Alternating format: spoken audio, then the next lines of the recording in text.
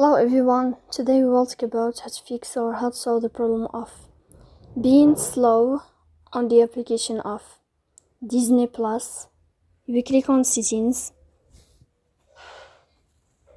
In this page you can click on apps, default apps, app settings.